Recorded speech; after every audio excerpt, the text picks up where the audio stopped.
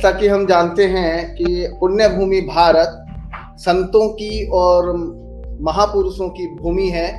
अनवरत चली आ रही इस सनातन संस्कृति की धारा को समय समय पर ऋषियों ने, संतों ने, महात्माओं ने प्रवाहमान रखा है। भारत की इसी थाती को हम समय समय पर स्मरण करते हैं और अपनी नई युवा पीढ़ी तक भारत के संतों का परिचय भी देते हैं। आज जयंती है ऐसे ही एक महान संत की, जिनका नाम है संत नामदेव। महाराष्ट्र में इनका जन्म हुआ था। संत नामदेव की भूमि से ही संत नामदेव पर चर्चा करने के लिए आज हमारे साथ उपलब्ध हैं डॉक्टर नैना जी। मैं डॉक्टर प्रताप निर्भय सिंह, प्रेरणा मीडिया संस्थान नोएडा से सभी का स्वागत करता हूं। डॉक्टर साहब, आपका बहुत बहुत स्वागत है प्रेरणा मीडिया चैनल पर। हम सबसे पहले शुरुआत करते हैं, जैसे कि मैंने बताया कि भारत के जो इतिहास है भारत का, उसमें संतों और महात्माओं का विशेष अनुदान है। ऐसे ही एक संत हैं संत नामदेव। तो सबसे पहले तो मैं आपसे प्रश्न पूछना चाहूंगा कि भारत को संतों की भूमि कहा जाता है, तो भारत का जो स्वत्व है, भारत का जो बोध है, उसमें संतों की क्या भूमिका रही है? कृपया इस पर प्रकाश डालें। संतों का योगदान तो बहुत ही सबसे पता है कि क्या योगदान है। लोगों को भक्ति मार्ग पर चलने के लिए उद्युक्त करना, इसके बारे में उन्होंने राह दिखाई है। सामाजिक एकता का और भाईचारे का संदेश दिलाना तथा हम भक्त नामस्मरण द्वारा शांति प्राप्त कर सकते हैं, यह विश्वास जगाना, यह हमारे संतों का सबसे बड़ा योगदान है, ऐसा लगता है मुझे। उन्होंने सामाजिक एकता कायम रहे, जाति भेद नष्ट हो, इसके लिए जन जागृति की है। संत लोगों में घुल मिलाकर रहे, जाति भेद नष्ट हो, इसके लिए जन जागृति किया उन्होंने। संत लोगों में घुलमिल कर रहे थे, लेकिन बहुत आसान रचनाओं के माध्यम से उन्होंने तत्कालीन समाज को समझाया था। उनको सीख दी कि हम सब लोग भगवान की संतान है, उच्च नहीं है, कोई नीचे नहीं है, सब है, हम एक है। और यदि हम एक होकर खड़े रहते हैं तो हमारी सभी सामाजिक समस्या हल हो सकती है, हम अपना जीवन सुख से जी सकते हैं। ऐसा संतों ने सब समाज को बताया था और आगे लेके सब चल पड़े थे। विभिन्न संत जो हैं वो समय समय पर हमारे सामाजिक समरसता, सामाजिक एकता, सामाजिक कुरीतियों को दूर करने में योगदान देते रहे हैं अपनी काल के अनुसार। तो मैं आपसे जानना चाहूंगा कि संत नामदेव जिस समय में पैदा हुए थे, जिस समय में उनका अवतरण हुआ, उस समय की सामाजिक स्थिति क्या थी और किन परिस्थितियों में उनका आविर्भाव हुआ था?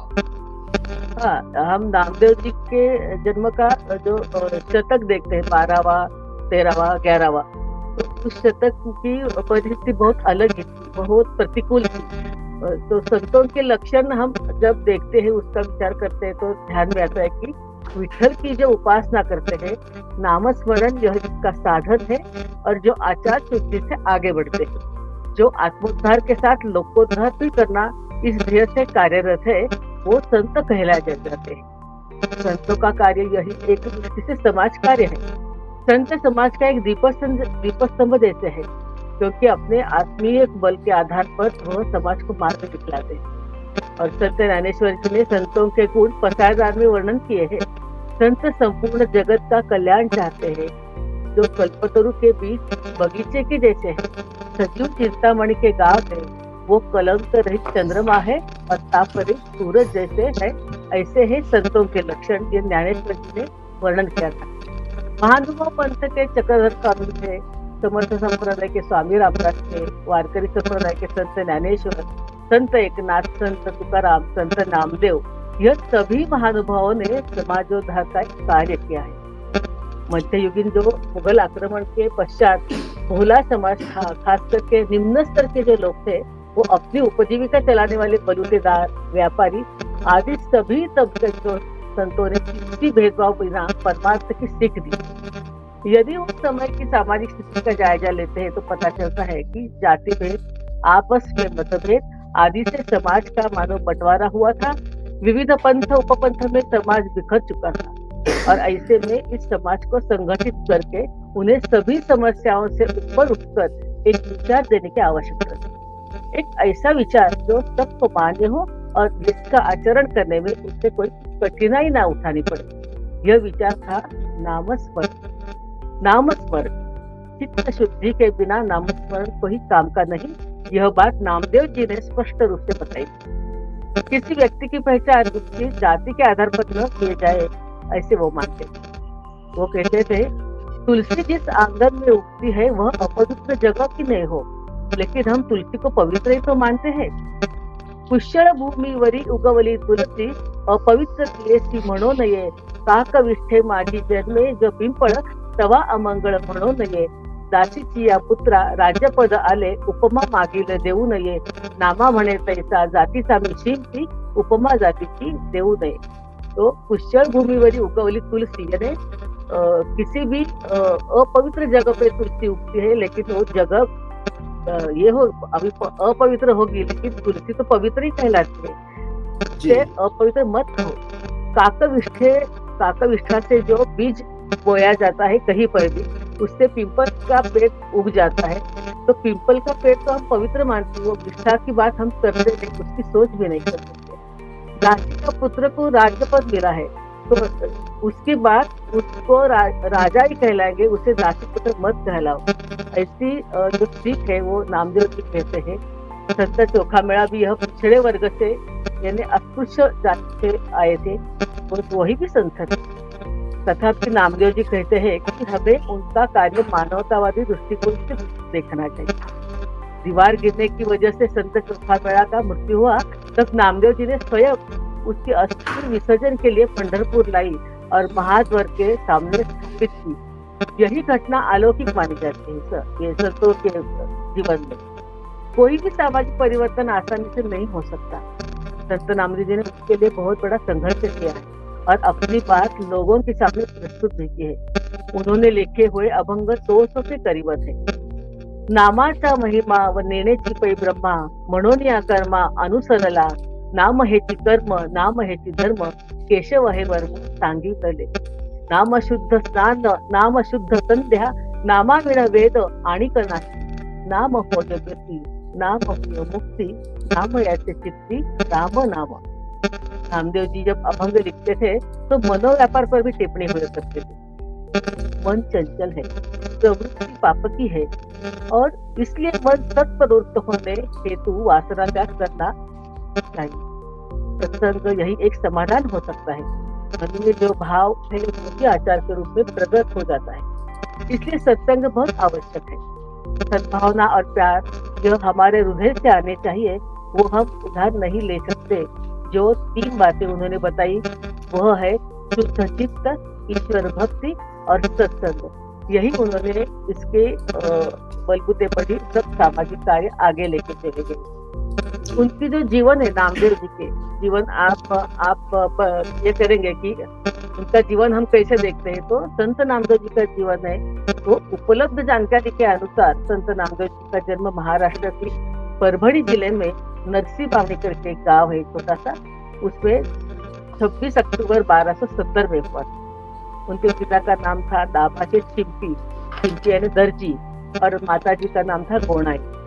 हालांकि पिताजी दर्जी थे, वे उनके जन्म के पूर्व ही पंढरपुर में आ गए। 11 साल की उम्र में उनकी शादी, लेकिन उनमें गृहस्थ जीवन बिताने की ख्वाहिश नहीं।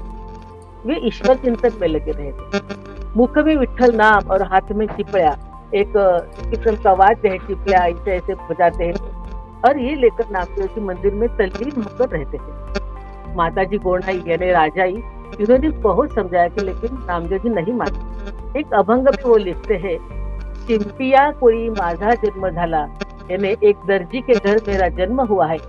परी हेतु गुंतला सदा की, पर मुझमें आस है हरिनाम। रात्रि माझी शिवी, दिशा माझी शिवी, दिन रात मुझे दोष देते हैं, गाली मिलती है। अराणुक जीवी नाही माझा, जिसकी मेरे मन को शांति नहीं है, बेचैनी है। सुई आणि सातोळी कार्तिक दोरा, मांडीला पसारा सगळा। सुई धागा कैची लेकर मी बैठा। नामा म्हणे शिवी विठोबाचे अंगी, त्याचे मी जग धन्य झालो। मैं मुझे दिया हुआ दोष मेरे विठल की वजह से सुन लेता हूँ और इसलिए मैं खुश नसीब समझता हूँ, मैं धन्य हूँ, ऐसा नामदेव जी को लगता था। नामदेव जी की भक्ति की बहुत परिसीमा है और ये उनकी ईश्वर भक्ति की अति दृढ़ता भी है। इसका परिचय हमें दिखाई देता है हर एक संगत में। इसके नामदेव जी के तीर्थाटन किया था और समाज को भक्ति का संदेश भी दिया था। ईश्वर चिंतन करके हम मानसिक शांति और समाधान कर सकते हैं, साधना कर सकते हैं, यह विश्वास उन्होंने निर्माण किया। उनका जन्म महाराष्ट्र में हुआ, लेकिन पंजाब को अपनी कर्मभूमि उन्होंने मानी। तो पंजाब और महाराष्ट्र बहुत बड़ा अंतर है। ऐसे कैसे गए पंजाब में, हमें भी एक अचरज लगा कि वहां कैसे हो गए थे। तो उसका बहुत बड़ा एक इतिहास है, थोड़ा सा कथानक है उसका। तो वो भागवत धर्म के आद्य प्रचारक रहे नामदेव जी और संत ज्ञानेश्वर के बाद में उन्होंने 50 वर्ष भागवत धर्म का प्रसार किया। भागवत धर्म पंजाब में ले आने का बहुत बड़ा काम नामदेव महाराज ने किया है और तब्बल 20 साल नामदेव जी पंजाब में रहे। पंजाब के गुरदासपुर जिले में घोमान, तो ये बाद में उसका नाम हुआ है, लेकिन वहाँ 20 साल तक रुके हुए थे और वहाँ पे उनकी भक्तगण भी बहुत थे। सिख बांधव नामदेव बाबा करके उनको पुकारते हैं और पहचानते भी हैं। और जहाँ जहाँ गुरु नानक देव जी का एक तस्वीर जहाँ जहाँ मिलेगी आपको, दुकान में होगी, कौन सी भी शॉपिंग में होगी, घर में होगी, समाज मंदिर में होगी, उसके साथ उसके पहले संत नामदेव जी महाराज की भी एक तस्वीर उनके साथ हमें दिखाई दी। हम घुमान आए थे, घुमान में मराठी साहित्य सम्मेलन हुआ था, उसके लिए हम घुमान में आए थे और एक ही ऐसे मन में आज लगी हुई थी कि हम नामदेव जी का वहाँ का जो माहौल है वो देख के आए, वो अनुभव करके आए, इसलिए हम घुमान में जाके आए। तो ये सब हमको देखना मिला और जो सम्मेलन में गए थे तो वहाँ नामदेव जी का बहुत ही महत्व है।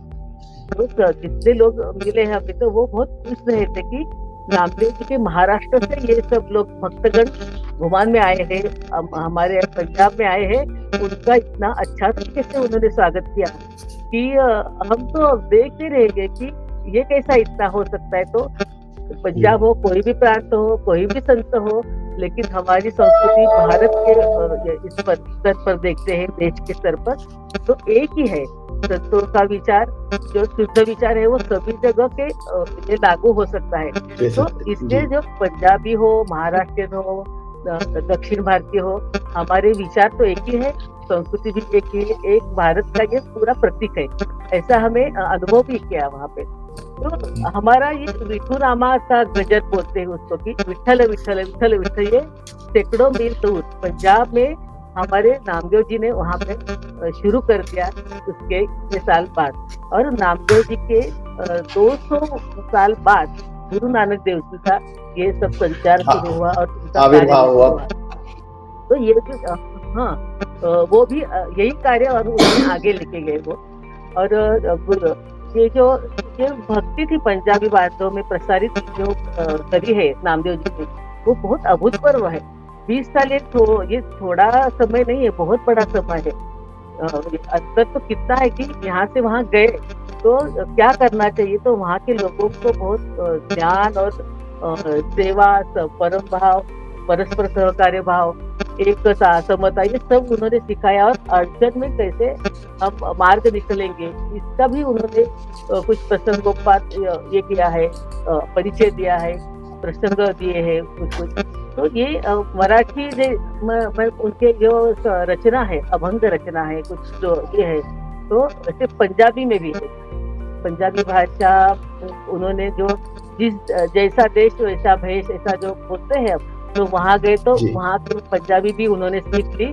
और ये जो काम था उनका यहाँ पे महाराष्ट्र में, जो रचना में दिया हुआ काम था, मौखिक परंपरा में चलते आ रहे हैं ना, तो मौखिक परंपरा में वो अभंग रचना थी, उसमें से हम सब जो सीख देते थे वो हम सुन के बड़े हो गए हैं।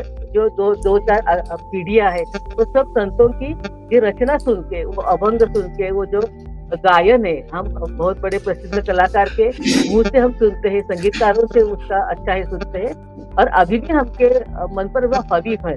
तो ऐसे पंजाब में भी है, ये हमको देखने को मिला, तो बहुत अचरज लगा। तो पंजाब में कब गए थे वो, तो गुरु उपदेश जब हुआ था, केशोबा खेचर जो गुरु थे, तो उनके बाद ज्ञानदेव जो थे, संत ज्ञानदेव, उन्होंने नामदेव के साथ 6-7 वर्ष का उनका प्रवास प्राप्त हुआ था, नामदेव जी और ज्ञानदेव को प्राप्त करता। ये तो एकदा ज्ञानदेव नामदेव के लिए पंढरपुर को मिलने आए थे, और तो उन्होंने बोला कि तीर्थ यात्रा करनी है, आप भी हमारे साथ चलो। तो नामदेव जी को लगता था मेरा विठल तो यहाँ पंडरी में है, तो मैं तीर्थ यात्रा करने क्यों जाऊँ, मेरा विठल तो मेरे सामने, मुझे कुछ अपेक्षा नहीं है कि हमें तीर्थ यात्रा करेंगे और कुछ दर्शन मिलेंगे, मेरा दर्शन तो यहीं पर है। तो विठल ने, यानी ईश्वर ने ही प्रत्यक्ष उनको बोला कि नहीं नहीं, ज्ञानेश्वर जी के साथ आप जाके तीर्थाटन करके आइए, मुझे मत भूलिए लेकिन मेरा याद रखिए, लेकिन आप जाके। तो खुद परमेश्वर ने बोला है कि ज्ञानेश्वर के साथ तीर्थ यात्रा करो, इसलिए वो बोलते कि हम ठीक है आते हैं, और ज्ञानेश्वर के साथ पूरा भारत भर भ्रमण करते हैं। जैसे स्वामी विवेकानंद जी ने भारत भ्रमण किया था परिव्राजक करके, और भारत की संस्कृति ये देखी थी उन्होंने, अनुभव कर ली थी। उसी तरह सब संतों ने भी यही काम किया है। ये हम जब अभ्यास करते हैं तो ये पता चलता है कि ये परिव्राजकता है, वो बहुत बड़े मायने रखता है, कि जो हर जगह की संस्कृति देखने मिलती है, क्या उपचार है, क्या परंपरा है, कैसा धर्म की वहाँ पे स्थिति क्या है, ये सब समझने पड़ती है, और इसका महत्व उनके जीवन में है। तो उन्होंने जब तीर्थाटन करने के लिए तीर्थ क्षेत्र, सब संतों का मेला गया था वहाँ पे। तो उसके बाद कुछ ये यात्रा समाप्त होने के बाद संत ज्ञानेश्वर जी ने समाधि ली, तुरंत 2 महीने के बाद ही शायद। तो ये नामदेव जी बहुत दुखी हो गए कि अभी ज्ञानेश्वर तो मेरे बहुत क्या सर्वबंधु है, गुरु बंधु है, और ये चले गए तो अभी मैं क्या करूंगा यहाँ रहकर। तो मैं भी अभी कहीं बाहर निकल जाता हूँ, महाराष्ट्र में नहीं रहूंगा मैं। और वो बोले ऐसा मत करो, सबने उनको समझा कि नामदेव जी ऐसा मत करो, ज्ञानेश्वर नहीं है लेकिन उनका कार्य तो हमें करना है, लेकिन वो माने नहीं। वो बोले नहीं, मैं जब वहाँ जहाँ जाऊंगा वहाँ विठल लेके जाऊंगा, मैं जहाँ जाऊंगा वही मेरी पंडरी होगी। ऐसा करके वो घूमते घूमते घूमते पंजाब में आए, और पंजाब में फिर 20 साल वहाँ रह चुके, और वहाँ के सब लोगों के साथ उन्होंने जो समय बीता है, तो वहाँ भी मुगल का कार्यकाल था सब। तो वहाँ उनको बहुत तकलीफ हुई है, लोगों को तो वो सब पूरा उतना विकास और प्रगति करना चाहते थे, लेकिन ये अड़चने बहुत मुगल साम्राज्य में जो कुछ उनको अनुभव आते थे ना, वो अच्छा नहीं थे। तो उसको भी मात करके उन्होंने सब वहाँ पे काम किया है, ऐसा दिखता है। और बाद में संत ज्ञानेश्वर जी उनका जो समाधि हो गए, तो नामदेव बहुत बहुत बहुत दुखी होती। नामा म्हणे आता लोपला दिनकर, बाप ज्ञानेश्वर समाधिस्थ, नामा म्हणे देवा ज्ञानदेव सृष्टी, पडेल का हो दृष्टो पुन्हा आता। मेरा संत तो अंतर्देखी चला गया है, मेरा सखा दूर गया है, अभी पंढरपुर में मैं कैसे रहूं, क्यों रहूं, ऐसा उनको लगा। और इसलिए वो धीरे धीरे धीरे उनके आयुष्य में भक्ति प्रसार करने के लिए पूरे परिवारक के साथ पंजाब में गए, और पहले उत्तर में गए थे, उत्तर में से बाद में पंजाब में गए। और उन्होंने वो तो बोला था कि मेरे साथ में पंडरी लेके जाऊंगा, मेरे साथ मेरा विठल भी आएगा। तो वही भक्ति वहाँ के जो भक्तगण थे, उनके शिष्य थे, उनको उन्होंने वही भक्ति का संदेश दिया और सिखा दिया। तो पंजाबी भाषा में पूरा ये जो चरित्र है, उनके चरित्र में से हम देख सकते हैं, पढ़ सकते हैं। और पंजाबी भाषा में भी उनका चरित्र है, जैसे मराठी में है नामदेव जी का चरित्र, ऐसे पंजाबी भाषा में सब उनका चरित्र है। तो अमृतसर जिला जो भूतपिंड है, मरड़ है, भट्टीवाल है, ये तीनों गांव में वो रहे जब पंजाब में गए। और भट्टीवाल में जो नामदेव जी रहते थे, वहाँ एक तालाब है जो उन्होंने बनाया था, और वो तालाब अभी भी है, उसको नामियाना तालाब बोलते हैं। तो नामियाना तालाब करके पहचानते हैं। वहाँ भी उन्होंने खुद के शिष्य हुए, ध्यान धारणा करने के लिए वो जंगल में गए थे, और शांत और निवांत जो स्थल है वो स्थल उन्होंने चुना था। और वो स्थल यानी अभी का गुरदासपुर जिला घोमान करके है। तो घोमान में अभी उनका बहुत बड़ा मंदिर है, और मंदिर यानी मूर्ति पूजा पंजाब में नहीं है, लेकिन एकमेव मंदिर संत नामदेव जी महाराज का वहाँ पे दिखाई देता है। वो भी हमें बहुत बहुत आश्चर्य से लगा कि ये कैसा चमत्कार ही लगा हमें कि महाराष्ट्र के एक संत की जो हमें बहुत ऐसे सामान्य लगते हैं हमें यहाँ पर, अरे हमारे तो है, घर के ही तो है, लेकिन वहाँ जब जाते हैं और उसका जो महत्व हमें समाज में दिखता है और आजू बाजू में दिखता है तो बहुत खुशी होती है कि अरे हमारे यहाँ के संत वहाँ जाके कितने अच्छे से बस गए हैं और सबके मन में बसे हैं। सिर्फ शहर में और गांव में बसे नहीं, सबके मन में बसे हैं और उनके जैसा व्यवहार वो अभी भी आचरण में आ रहे हैं। उनके आचरण में ये भी हमने देखा। और जो उन्होंने वहाँ पे जो काम किया, जो पानी समय तक रोगराई थी, कुछ अन्याय था, अत्याचार हो रहे थे, कुछ रूढ़ी परंपरा ऐसी थी कि व्यसने थी, चाली रीति कुछ ऐसे ये था, तो ये सब वो त्रस्त हो गए थे पूरा समाज। तो उसके ऊपर उत्तर निकालना, समस्या का हल निकालना, ये नामदेव जी ने किया और सबको सीख दी कैसा करना है, कैसा आगे जाना है, प्रगति कैसी, विकास साधना है। और वो तो इस्लामी राजवट, तो उनको जो मुस्लिम राज करते थे उनको भी बहुत तकलीफ इनको मिली है उनसे, और उन्होंने भी उससे मात करके और दिव्यत्व की प्रचिति आती है, वही प्रचिति नामदेव के यहाँ पर आई है। और वहाँ उसकी प्रचिति ये मुगल लोगों को भी आई और उन्होंने बड़े मान से, सम्मान से नामदेव जी को सम्मान देने के हिसाब से उनकी मस्जिद जैसी एक समाधि बनाई, एक बड़ा मंदिर बना है।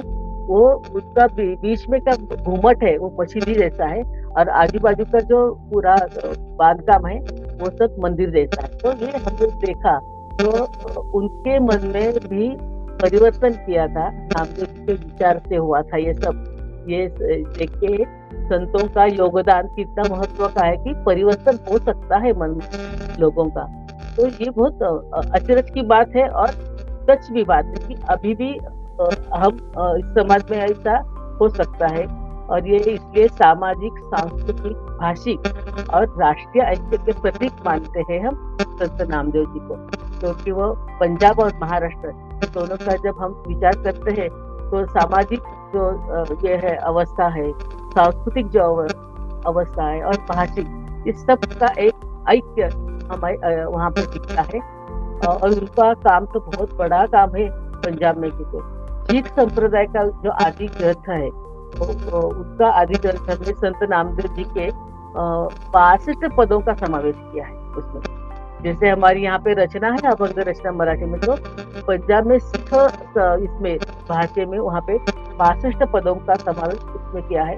और वो पद जो है प्रातस्मरणीय माने जाते हैं, तो प्रातस्मरणीय उनका मनन करते हैं, उसका चिंतन करते हैं और बोलते भी है। तो नामदेव दरबार, नामदेव चरण कमाल और नामदेव तपियाना, ये नामदेव महाराज की तप करने की जो जगह थी, ये आज भी गुरुद्वारा करके वहाँ पे उपलब्ध है।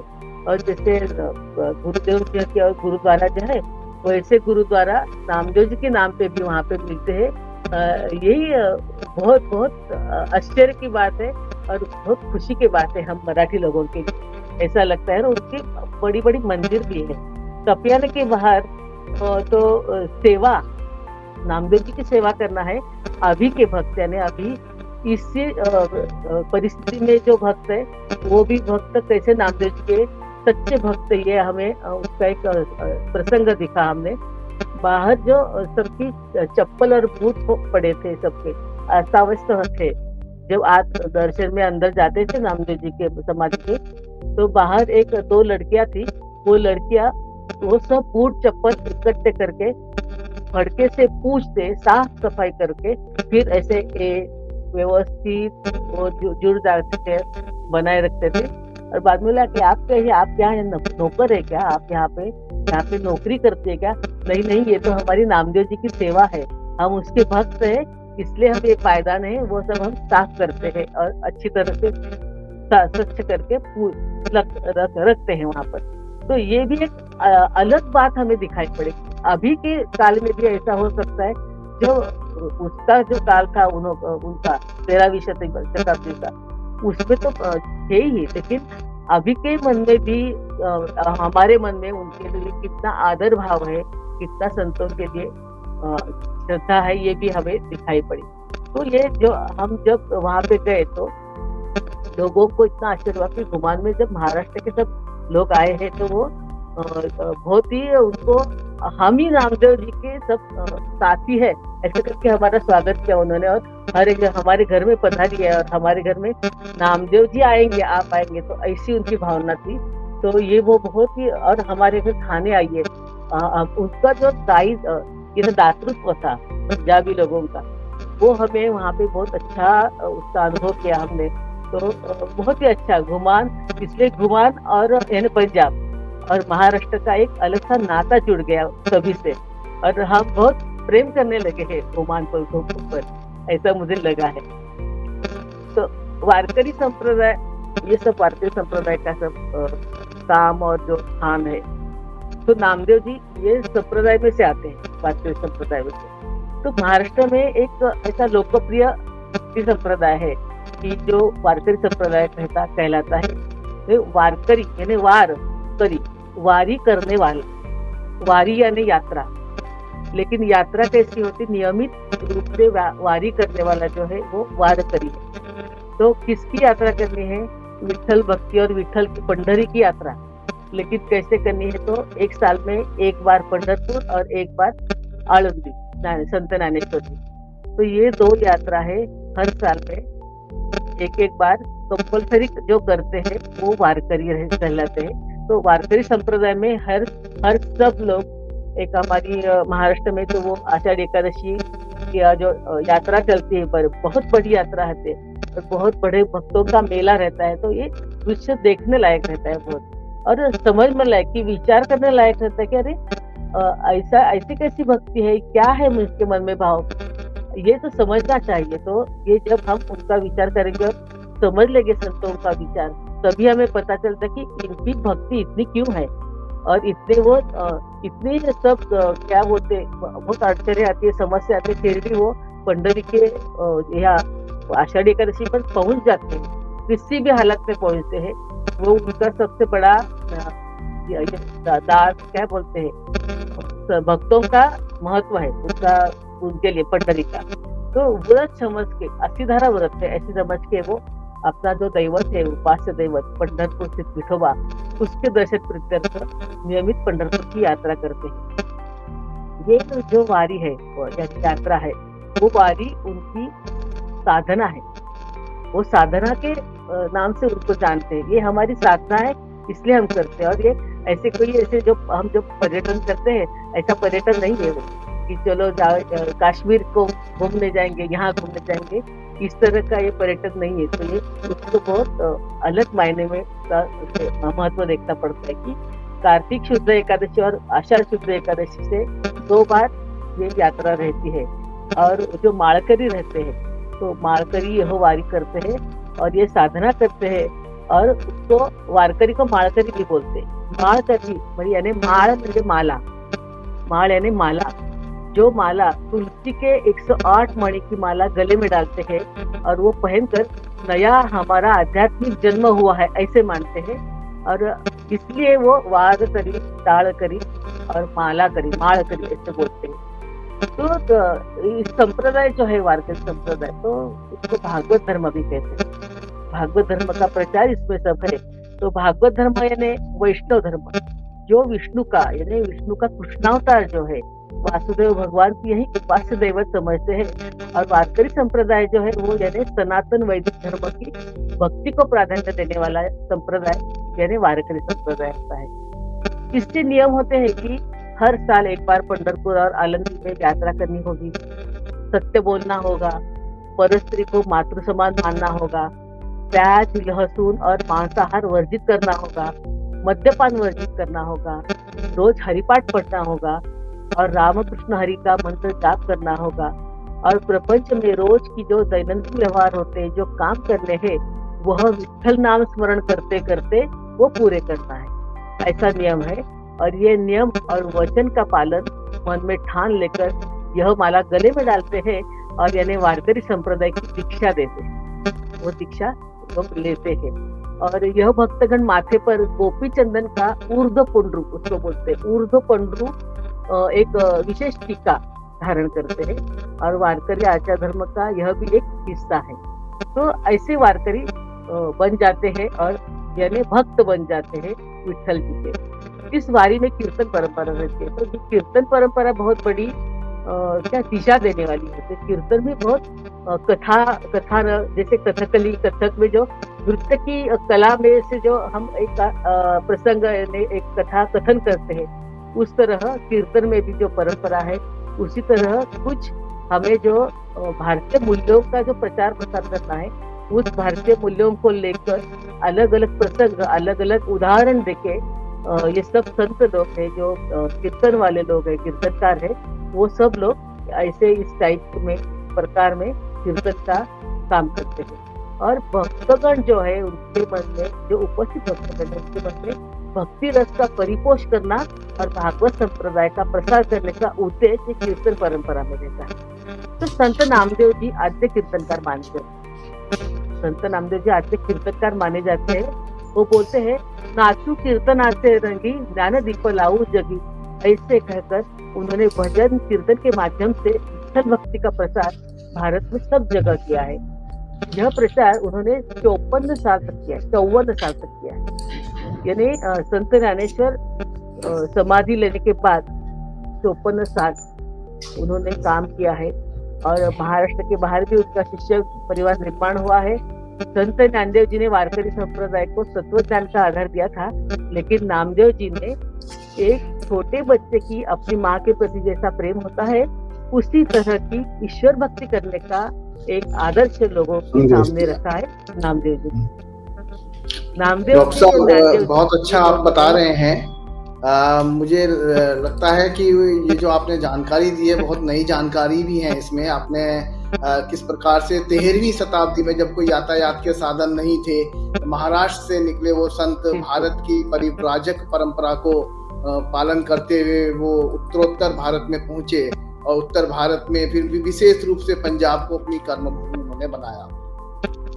इसके साथ ही आपने वारकरी संप्रदाय का भी हमें अच्छे से बताया, जिससे संत नामदेव संबंध रखते थे, या जिससे उनको मानने वाले लोग हैं जो वारकरी कहलाते हैं। और वो भी यात्रा से ही संबंधित है कि यात्रा करके इधर से एक स्थान से दूसरे स्थान पर भगवत कीर्तन करते हुए भारतीय मूल्यों का संचरण समाज में वो करते हैं। तो जैसे हमारी नई पीढ़ी को हम अपने भारतीय मूल्य देने में हस्तांतरित करने के लिए हम बड़े तत्पर रहते हैं, तो आप उस दृष्टि से बताइए कि संत नामदेव जो है वो नई पीढ़ी के लिए किस प्रकार से बहुत लाभदायक, महत्वपूर्ण हो सकते हैं। हाँ जी हाँ, अभी तो बहुत ही की जरूरत है, ऐसे मुझे लगता है।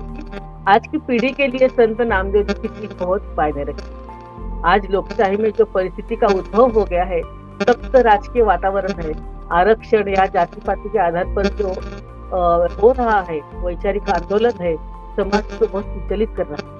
एक दूसरे के खिलाफ विवाद उत्पन्न हो रहे हैं, लोग कर रहे हैं, दिशाहीन कर रहे हैं। और हमारे सब संतों ने प्रतिकूल परिस्थिति के बावजूद समाज को एक संग रखने का काम किया और समता, बंधुभाव, एकता, ये इसका संस्कार भी दिया था, जिससे समाज में शांति और आनंद की अनुभूति ले रहा था। और यह अब परिस्थिति बहुत बिगड़ी हुई लगती है। नामदेव जी ने महाराष्ट्र और पंजाब में जो समाज उन्नयन का काम किया है, वो जो सीख दी है, जो दृष्टि धारण करने की जो बात कही है, वह समझने की और आचरण में लाने की ज्यादा आवश्यकता है। हमारी संस्कृति सदा के लिए समाज में शांति और आनंद के पक्ष में रहे। हम प्रेम भावना के आधार पर मनमुटाव चाहते हैं, न कि जोर के जबरदस्ती पर। लेकिन हमारे संतों ने यही कहा है, इसलिए अब हमारे युवक और युवती यह ध्यान से समझे और भर प्रयास करे कि यह परिवर्तन की ओर एक सही कदम होगा। बहुत बहुत धन्यवाद डॉक्टर साहब, आपने बहुत ही सरल शब्दों में संत नामदेव के बारे में बताया, भारत की संत परंपरा को भी विस्तार दिया। उसके साथ ही जो मूल रूप से महाराष्ट्र में प्रचलित है वारकरी संप्रदाय, हम जो पूरे भारत के लोग हैं उस वारकरी संप्रदाय से बहुत ज्यादा जानकारी नहीं रखते हैं, अनभिज्ञ हैं, उसके बारे में भी आपने बहुत अच्छी जानकारी दी। और इसके साथ ही हमारी नई युवा पीढ़ी के लिए किस प्रकार से संत परंपरा और संत नामदेव जैसे संतों की शिक्षाएं आज भी महत्वपूर्ण हैं और प्रासंगिक हैं, आपने बहुत अच्छे से हमको समझाया। मैं आशा करता हूं कि आपके द्वारा दी गई जानकारी से हमारे दर्शक निश्चित रूप से लाभान्वित होंगे और भारत की इस संत परंपरा के महत्व को समझते हुए उनका प्रसाद ग्रहण करेंगे। बहुत बहुत धन्यवाद, आपका अमूल्य समय आपने हमारे प्रेरणा चैनल को दिया। आपका बहुत बहुत धन्यवाद।